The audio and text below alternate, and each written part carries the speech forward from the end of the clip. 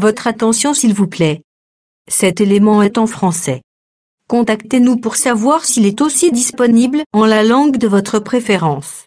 Comme et évangile-éternel.com vous propose de suivre aujourd'hui Le docteur Blaise Condé, ministre de l'Évangile éternel. Dans la rubrique Pasteur et thème. Vous pouvez retrouver tous les enseignements de l'homme de Dieu, ainsi que ses bibles mot à mot sur christequality.com ou sur évangile-éternel.com/blaisecondé.html. Les enseignements sont disponibles en texte, en audio, en vidéo et en plusieurs langues. Surtout ne quittez point avant d'avoir souscrit à l'une de nos chaînes YouTube correspondant à votre préférence linguistique. Souscrivez s'il vous plaît.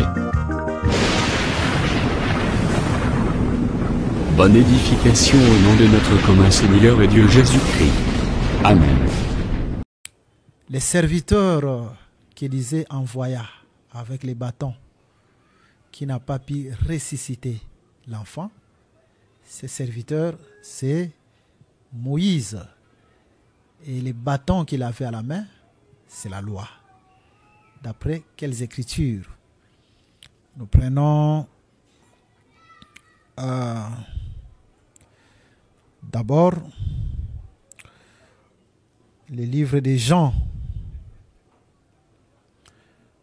Dans les livres des Jean, nous allons lire une écriture tellement importante où la Bible est en train de nous dire que la loi est venue par Moïse, mais la grâce et la vérité sont venues par Jésus-Christ. Jean chapitre 1er verset 17. Car la loi a été donnée par Moïse. La grâce et la vérité sont venues par Jésus-Christ. Voilà. Donc c'est Moïse qui est venu avec la loi. Moïse, c'est le serviteur que Élisée envoya, ayant comme mission de ressusciter l'enfant qui était mort, c'est-à-dire la mort qui régnait à partir d'Adam. Je prends cette autre écriture dans le livre des Romains. Romains chapitre 5.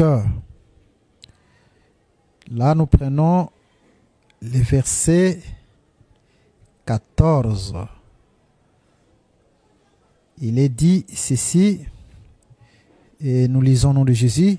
Cependant, la mort a régné depuis Adam jusqu'à Moïse, même sur ceux qui n'avaient pas péché par une transgression semblable à celle d'Adam, lequel est la figure de celui qui devait venir. Voilà. Donc, conformément à cette écriture, l'enfant qui était mort, c'est Adam. Et cette mort devait régner depuis Adam jusqu'à Moïse. Qu'est-ce que cela veut dire? Donc, quand la mort est entrée par Adam, parce que Dieu lui a dit, le jour où tu mangeras les fruits de cet arbre, tu mourras. Et le jour où Adam a pris part à ces fruits, il est mort réellement. C'était d'abord la mort spirituelle dont nous parlons. Donc, Adam était séparé de l'arbre de vie. Adam était séparé de Dieu. Et quand nous voyons Adam, c'est l'humanité entière. C'est cet enfant-là qui est mort. Vous voyez? Maintenant, qu'est-ce que Dieu doit faire? Dieu doit envoyer d'abord Moïse. Et nous avons lu l'écriture de Jean, chapitre 1er, que Moïse est venu avec la loi. Parce que la loi a été donnée par Moïse. Vous voyez? Donc, comme les serviteurs, pour ressusciter l'enfant, les serviteurs que Élisée a envoyés, devaient se servir d'un bâton. Mais l'enfant n'était pas ressuscité.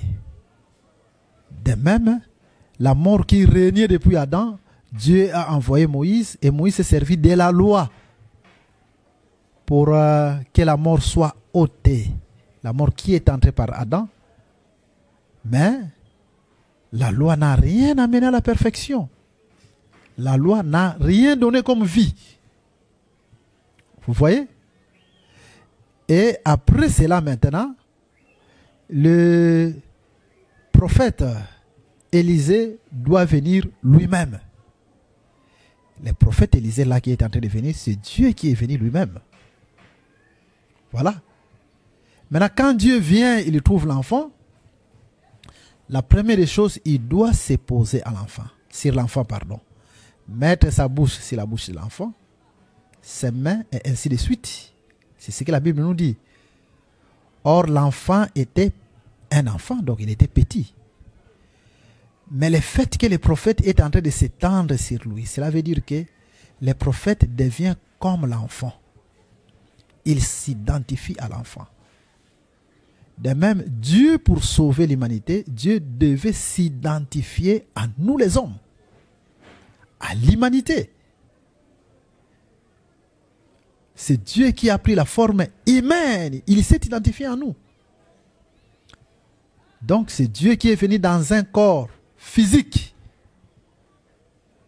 Mais pour la première fois, quand le prophète s'étendit sur l'enfant, l'enfant n'était pas ressuscité, mais l'enfant s'est réchauffa. C'est ce que la Bible nous dit. Vous voyez? De même, quand Jésus est venu, Dieu qui est venu dans la forme humaine, c'est-à-dire, il a pris la forme de l'homme, il s'est identifié à l'homme. L'humanité n'était pas encore sauvée, donc la mort n'était pas encore ôtée, mais il a réchauffé quand même l'enfant.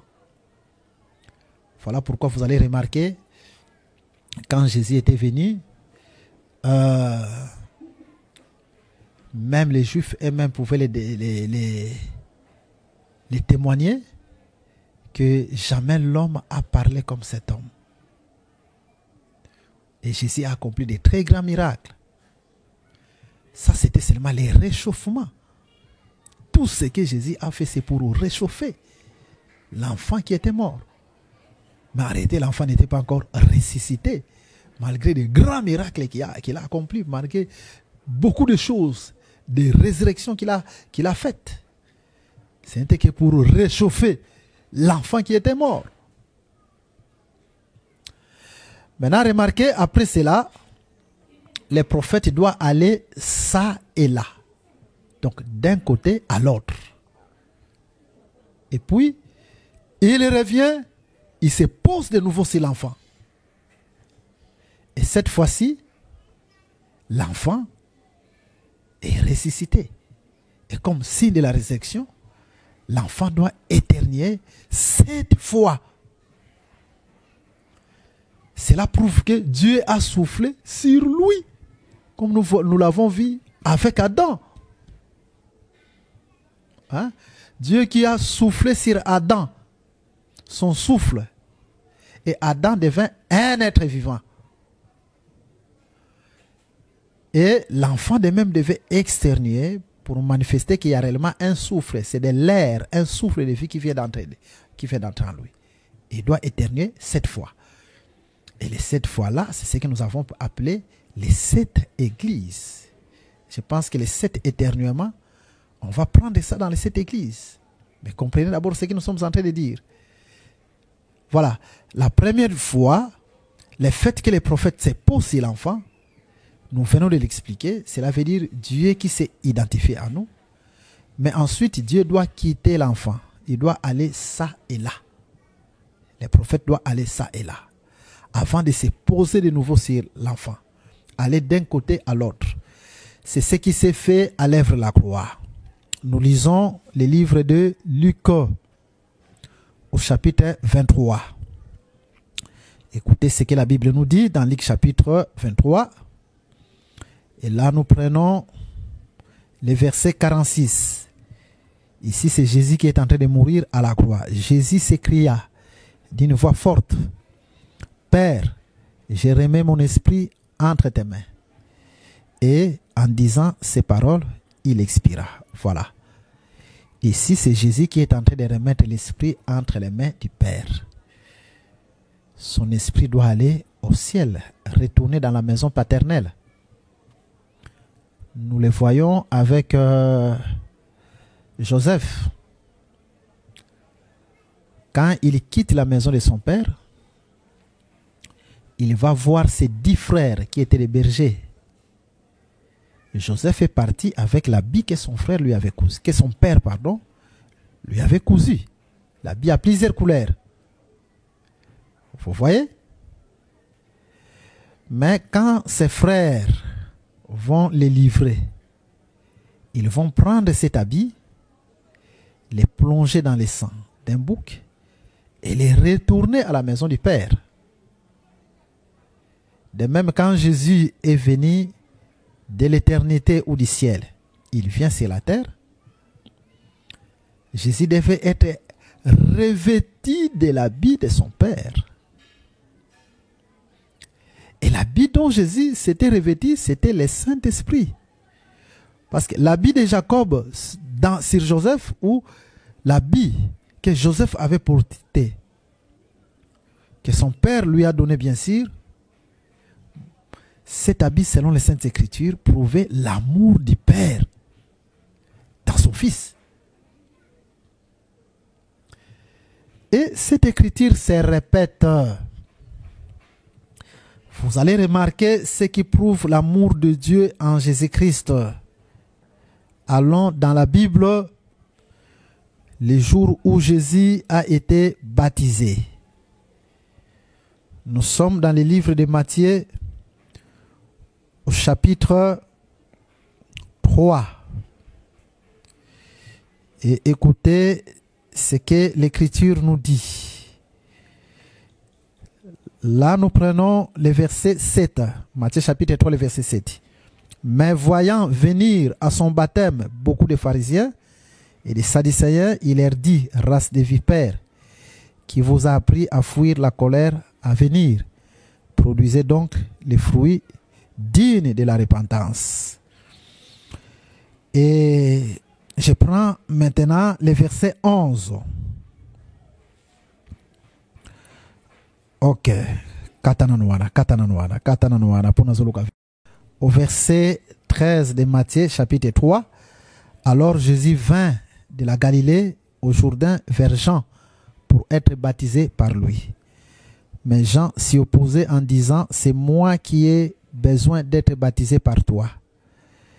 Et tu viens à moi. Jésus lui répondit, laisse faire.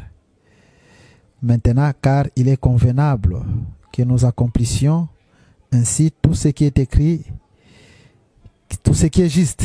Et Jean ne lui résista plus. Dès que Jésus y était baptisé, il sortit de l'eau. Et voici, les cieux s'ouvrirent. Et il vit l'Esprit de Dieu descendre comme une colombe et venir sur lui. Et voici, une voix fit entendre des cieux ces paroles. Celui-ci est mon fils bien-aimé en qui j'ai mis toute mon affection. Mais c'est très important, cette écriture est très importante. Jésus, après son baptême, l'Esprit vient sur lui sous forme de la colombe. Et après quoi, Dieu va dire, celui-ci est mon fils bien-aimé en qui j'ai mis toute mon affection. D'une autre manière, celui-ci est le fils que j'aime. Et Dieu est en train de faire cette déclaration après que Jésus ait été revêtu du Saint-Esprit comme habit. Donc, l'amour de Dieu est en Jésus-Christ parce que l'Esprit était descendu sur Jésus sous forme de la colombe. C'est cette écriture nous confirme que le Saint-Esprit c'est un habit. Ainsi, si vous lisez dans Luc chapitre 4, Matthieu chapitre 4, vous allez voir que Jésus étant revêtu du Saint-Esprit, il s'en alla au désert. Vous voyez? Donc l'habit c'est un vêtement. Et cette prophétie est en train de se passer après le baptême. De même, quand Joseph est vendu par ses frères, cela typifiait la mort de Jésus-Christ. Mais l'habit devait retourner dans la maison du Père. Donc, c'est ce que Jésus est en train d'accomplir dans le livre de Luc chapitre 23. Père, j'ai remis mon esprit entre tes mains. Comme l'habit est retourné dans la maison de Jacob, Jésus aussi retourne l'esprit dans la maison du Père. J'ai remis mon esprit entre tes mains. Jésus est crucifié, vendu, mais l'habit n'était pas déchiré. L'esprit ne peut pas être déchiré. L'esprit est retourné. C'est tout un vêtement. Signe d'amour de Jacob envers son fils Joseph. Le Saint-Esprit aussi, signe d'amour de Dieu envers Jésus-Christ. Après avoir été baptisé du Saint-Esprit, l'Esprit de Dieu venait sur lui sous forme de la colombe, et Dieu va dire, c'est lui, c'est mon fils bien-aimé. Signe d'amour sur Jésus-Christ. Vous voyez? Alors, c'est ça, les prophètes. Élisée qui doit aller ça et là, d'un côté à l'autre. Il prend l'esprit ou l'habit, il le fait retourner dans la maison du Père. Père, j'ai remis mon esprit entre tes mains. Mais ne s'est pas arrêté là.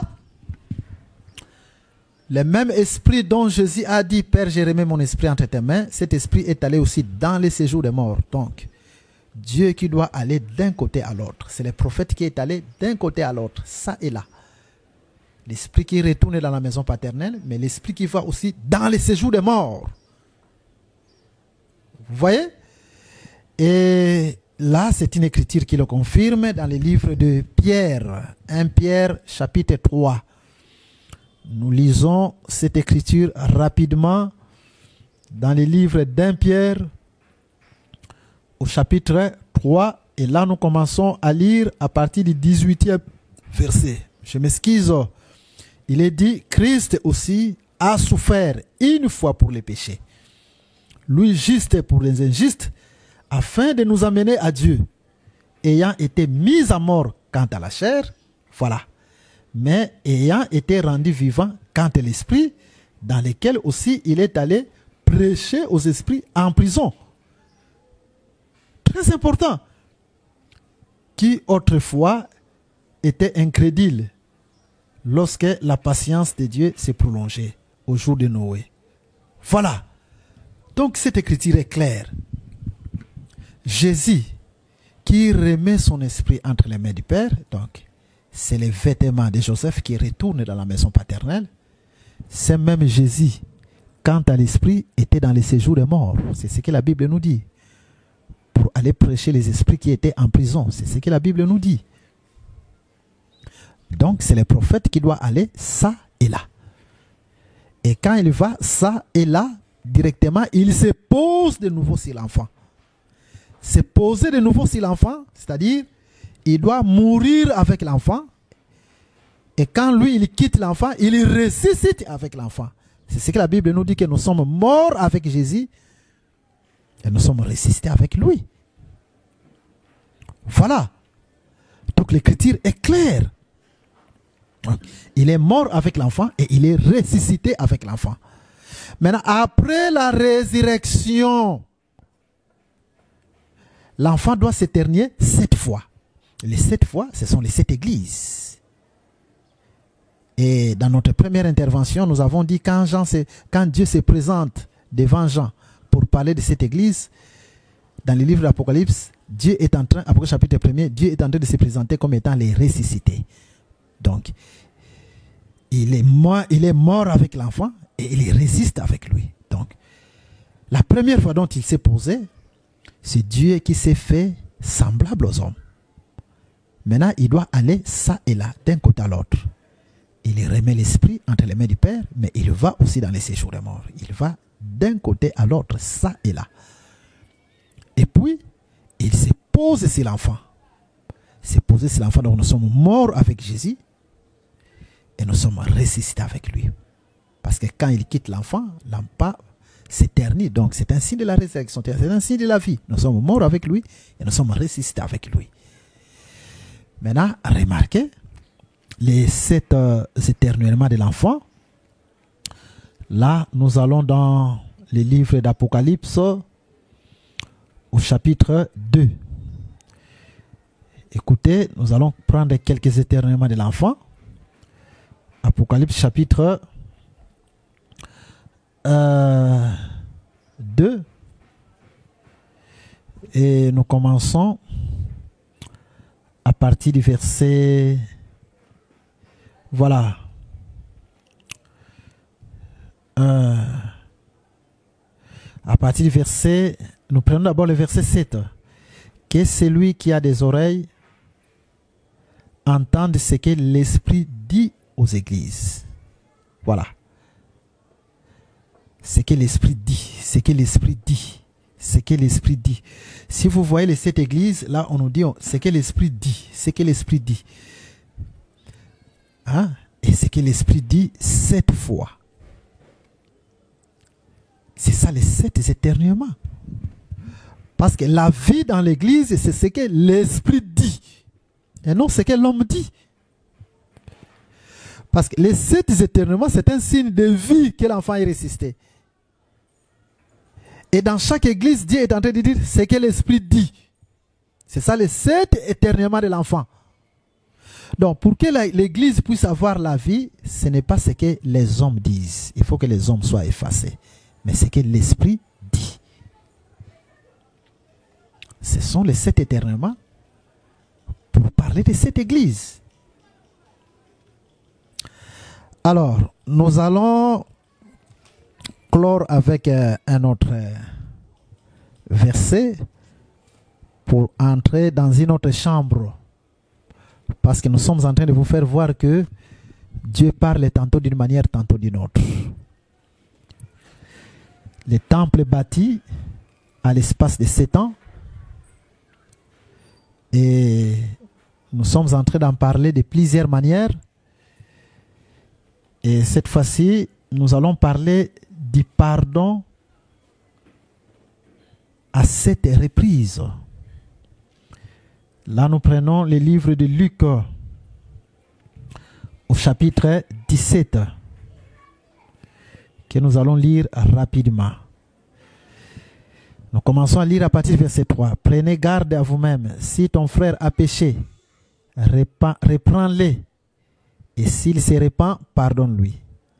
Et s'il a péché contre toi 7 fois dans un seul jour, et que 7 fois il revienne à toi, disant je me repens, tu lui pardonneras. Dans une de nos interventions, nous avons dit que dans la Bible, il y a 2 types de pardon. Dans Matthieu chapitre 18, il y a un pardon, il faut pardonner pendant 70 fois 7 fois. Et ici, dans cette écriture de Luc chapitre 17, il faut pardonner 7 fois dans un jour. Parce que dans Matthieu chapitre 18, Pierre est en train de poser la question à Jésus, combien de fois devons-nous pardonner? Est-ce que nous devons pardonner jusqu'à 7 fois? Jésus dit non, il faut pardonner jusqu'à 70 fois 7 fois. Si nous calculons 70 fois 7, c'est 490. Et c'est ce que nous avons parlé sur la prophétie des 70 semaines, la prophétie sur Israël. Dans Daniel chapitre 9, quand nous avons calculé cette prophétie, nous avons compris que c'est un espace de 490 ans. Pourquoi seulement 490? Et c'est une prophétie qui concerne Israël. C'est pour le pardon d'Israël. Et la 490e année vient quand? 7 ans après l'enlèvement de l'Église. Donc quand Jésus retournera en Israël. C'est la 70e année. Et ça, c'est le pardon pour Israël.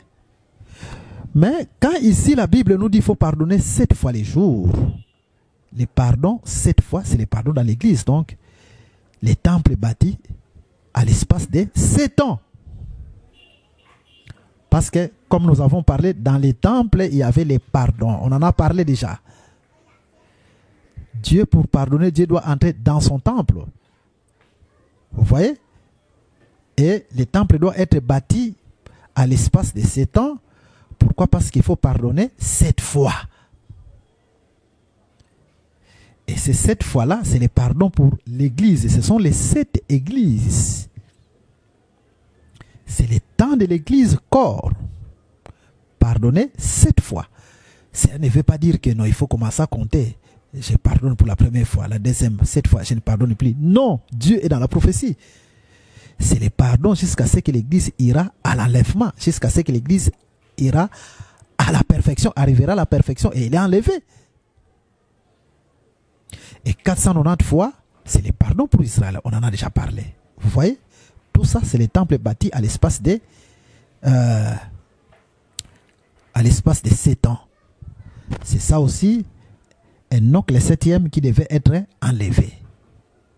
C'est toujours la même chose.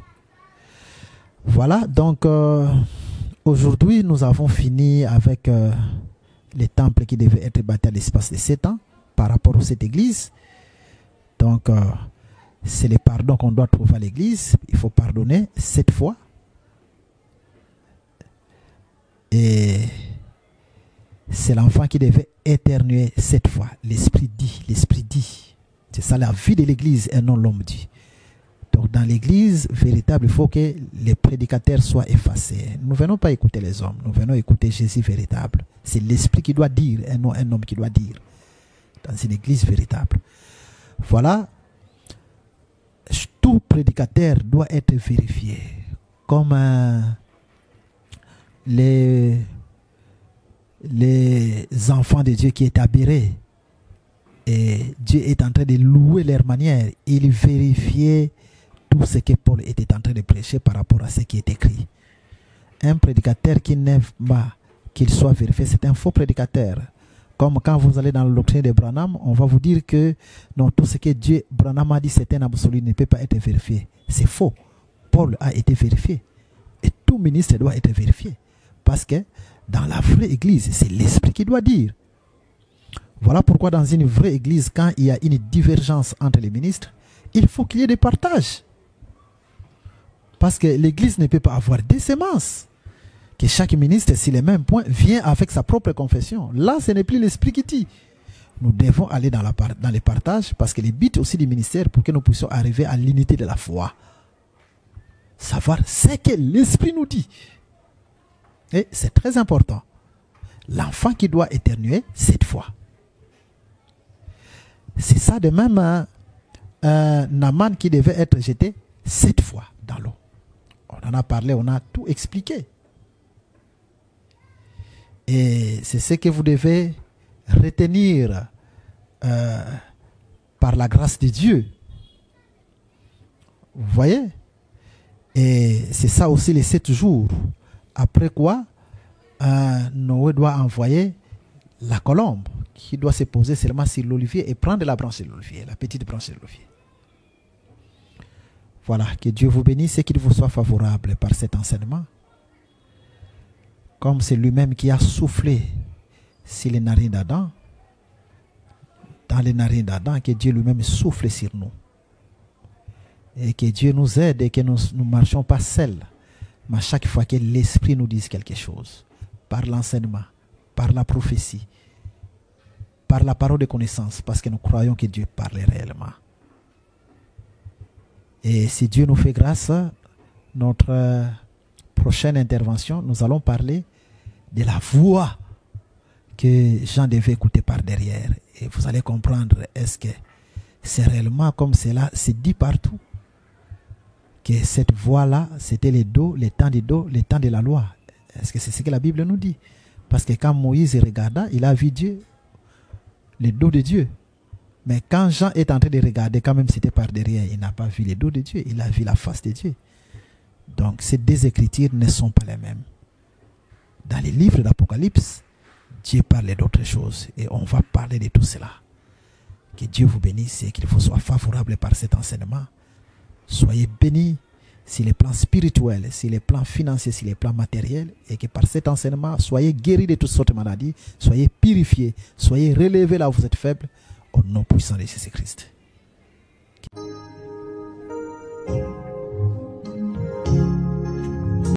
Merci d'avoir suivi ce message et que Jésus-Christ vous bénisse. Si vous avez une question à l'intention de l'homme de Dieu, si vous voulez que l'homme de Dieu prie pour vous, si vous voulez vous confier à l'homme de Dieu, ou si vous voulez tout simplement bénir l'homme de Dieu, contactez-le directement si ses coordonnées sont disponibles depuis sa page. Sinon, contactez-nous et nous lui transmettrons vos préoccupations. N'oubliez pas de faire un tour à notre page évangélisation pour voir en quoi vous pouvez vous rendre utile à Christ par cette œuvre. Que Dieu vous bénisse tous. Amen. ChristQuality.com. Les cieux en un clic de la souris. Évangile-éternel.com, le site de l'Évangile éternel. Christ Equality Fondation, équilibrer la manne ramassée dans le désert de sorte que chacun ait un numéro. Branchez-vous sur ChristEquality.com ou sur évangile-éternel.com et vous attendra au rendez-vous. La radio mondiale évangile-éternel.com, enseignement non-stop. La télé prophétique évangile-éternel.com TV, enseignement quantique et documentaire biblique. L'église virtuelle, assemblée et culte de prière des saints, en ligne et en direct. La rubrique Pasteur et thème, retrouvez tous les ministres de l'Évangile éternel, en vidéo, audio et texte. La rubrique Bible révélée, explication prophétique de la Bible, mot à mot. La rubrique questions et réponses, expose les réponses des ministres à vos questions difficiles et compliquées. La rubrique prophétie et actualité, décrypte pour vous, l'actualité, en rapport avec les prophéties bibliques. La rubrique Aréopage, ouvre à tous, et sans censure, le libre débat et exposition contradictoire. Évangile-éternel.com, démystifié au moyen de l'enseignement, des erreurs, des fausses religions, églises, doctrines et philosophie. Nos enseignements confrontent l'apostasie et les idées préconçues pour vous attacher à la saine doctrine. Vous y trouverez de l'exhortation, du réconfort spirituel et de l'incitation à vous sanctifier. Sur évangile-éternel.com, sollicitez une requête de prière, et les ministres et plusieurs saints prieront pour vous. Retrouvez des cantiques chantés par des saints et des cantiques instrumentaux. Venez y apprendre d'autres langues à travers la Bible audio multilingue. Les enseignements sont en toutes les langues. évangile-éternel.com, le site de l'Évangile éternel. Motivez-nous en souscrivant à l'une de nos chaînes YouTube, celle de votre préférence linguistique. Et venez évangéliser avec nous en partageant, autant que faire se peut, notre site web, nos YouTube channels ainsi que toutes nos publications. Merci de le faire et que Jésus-Christ notre commun Seigneur et Dieu vous bénisse tous. Amen. ChristEquality.com. Les cieux sont à la portée de votre main, juste par un simple clic de la souris. Christ Equality Fondation, équilibrer la manne ramassée dans le désert de sorte que chacun ait un numéro.